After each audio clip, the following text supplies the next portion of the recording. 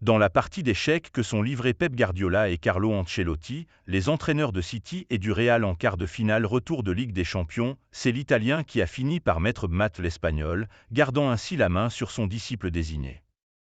Au bout d'une rencontre tactique, à défaut d'être étincelante comme l'avait été l'aller, c'est le Real du mystère qui a battu le City de Pep au tir au but.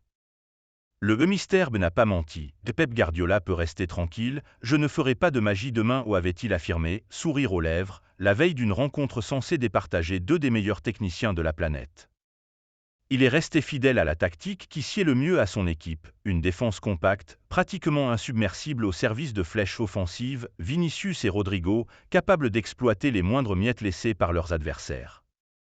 Pep Guardiola non plus n'a rien inventé pour tenter de remporter la belle des belles face au Real Madrid, croisé à 2 reprises en phase finale, lors de 2 dernières éditions de la Ligue des Champions.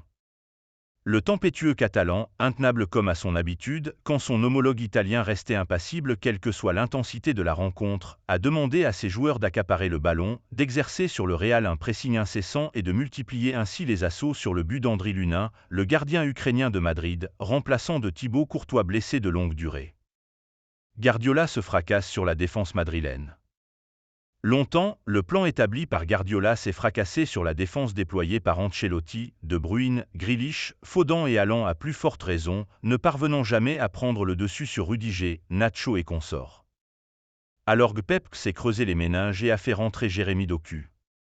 Quelques minutes plus tard, l'ailier belge a enfin pris de vitesse Dani Carvajal et offert à De Bruyne l'égalisation, 1-1, 76e. Mais la solidité défensive, impressionnante, du Real, symbolisée par Antonio Rudiger, qui a offert la victoire aux siens en convertissant le dernier tir au but, a fini par prendre le pas sur les multiples tentatives offensives des Citizens. Ancelotti 1, Guardiola 0.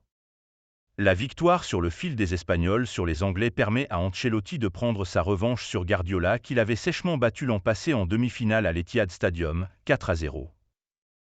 L'Italien, en outre, a réussi l'exploit de rompre l'impressionnante série d'invincibilité de City à domicile où les Anglais n'avaient plus perdu depuis 41 rencontres. Plus personnellement, il accroît son avance sur son jeune homologue dans le nombre de victoires qu'il cumule en Ligue des Champions. Après la qualification du Real ce soir, Ancelotti compte désormais 115 victoires en Ligue des Champions pour 201 rencontres disputées. Guardiola reste pour leur bloquer à 109 matchs gagnés pour 169 disputés. Ancelotti peut encore espérer remporter une 5e Ligue des Champions en tant qu'entraîneur. Placide, comme toujours.